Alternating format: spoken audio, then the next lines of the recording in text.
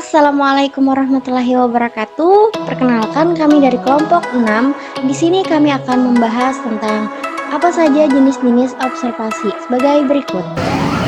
Enggak ada. Biasanya beli jam berapa, Man? Ini enggak. Cuma lagi gue ya. Iya. Paling lambat jam 5 gitu. Biasanya habis lah. Habis jam ini paling belum habis gitu ya. Bisa ada. Oh, Bisa itu jam. biasanya omset per hari berapa? Bersihnya? Kadang 400 pas tangan 500. Bersihnya lah. Kalau modalnya, Bang? Mana orang wawancara? Modalnya Man berapa, Man?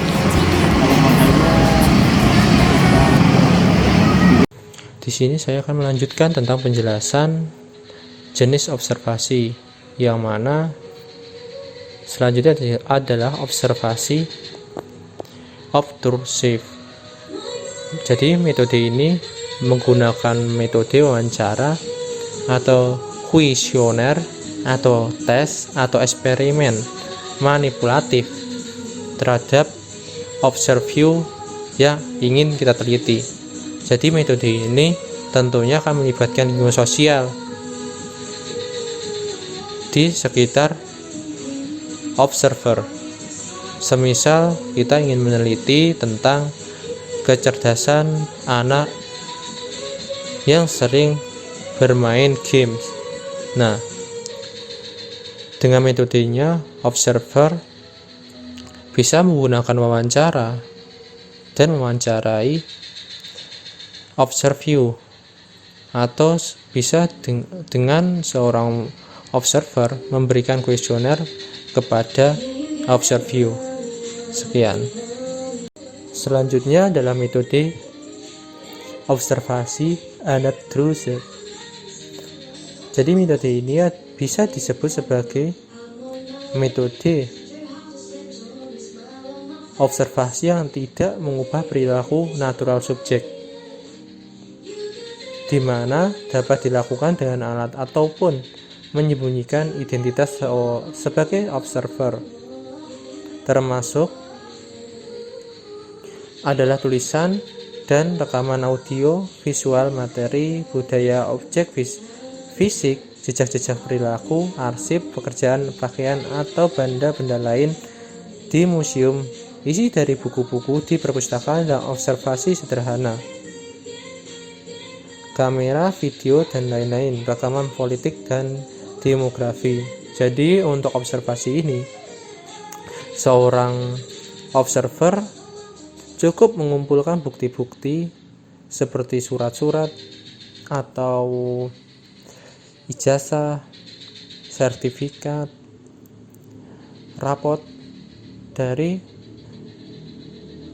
obserview yang ingin diteliti.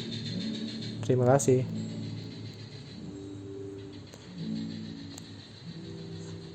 Contohnya, misalnya kita ingin melihat tingkat kecerdasan dari seseorang, kita bisa menambahkan data-data penelitian kita dengan teknik ini, dengan mencari arsip-arsip dari milik obserview yang kita observasi. Seperti ya tadi saya sebutkan, rapot atau sertifikat atau berkas-berkas lainnya yang menunjang prestasinya. Observasi partisipan. Dalam observasi ini, observer turut ambil bagian dan ikut serta dalam kegiatan yang akan dilakukan oleh subjek yang diselidiki. Observer sebagai pelaku atau peserta umumnya digunakan untuk penelitian yang bersifat eksploratif, untuk menyelidiki satuan-satuan sosial yang besar seperti masyarakat atau suku bangsa. Bentuk ini pada dasarnya timbul sebagai usaha untuk mengatasi kelemahan dari observasi non-partisipan. Yang kedua, ada observasi non-partisipan. Di sini, observer tidak ikut serta dalam kegiatan yang dilakukan. Observer di sini berlaku sebagai penonton. Kelemahannya, observer akan bertingkah laku tidak wajar atau dibuat-buat jika tahu bahwa dirinya sedang diobservasi. Cara mengatasinya, Hendaknya observer dapat mengatur sedemikian rupa sehingga observasi itu berlangsung secara tidak formal, seakan-akan tanpa kesengajaan. Bismillahirrahmanirrahim. Baiklah, di sini saya akan menjelaskan tentang observasi eksperimental dan observasi non-eksperimental.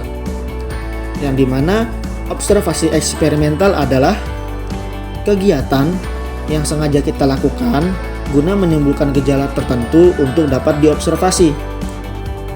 Dalam hal ini, pengembangan metode ini makin lama makin intensif karena ternyata memang sangat besar kegunaannya. Dalam observasi ini dilakukan usaha mengendalikan unsur-unsur tertentu di dalam situasi yang akan diamati.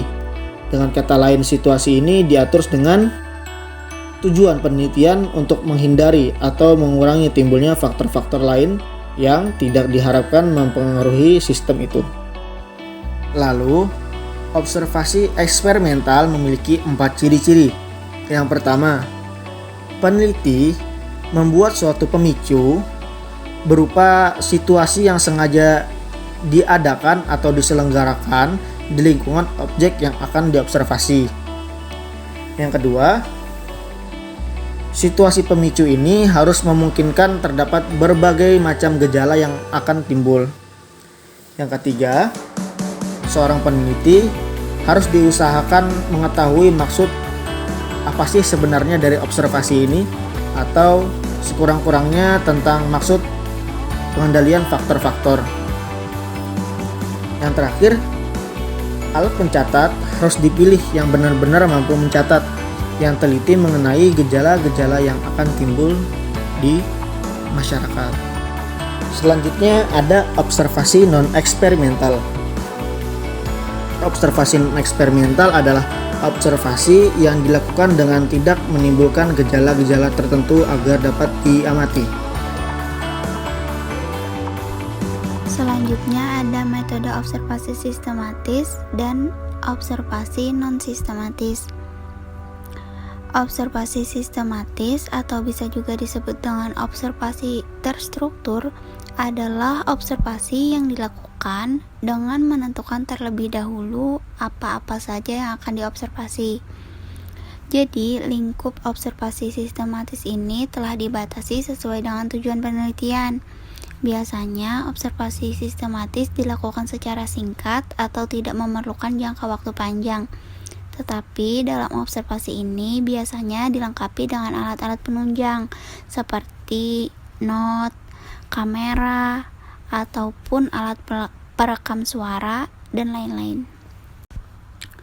Sedangkan observasi non-sistematis dilakukan tanpa ada menentukan atau mempersiapkan terlebih dahulu apa-apa saja yang ingin diobservasi.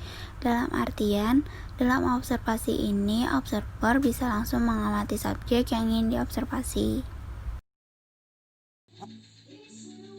Baik, tadi telah kita pelajari bersama-sama bahwasanya ternyata observasi ini memiliki banyak jenisnya.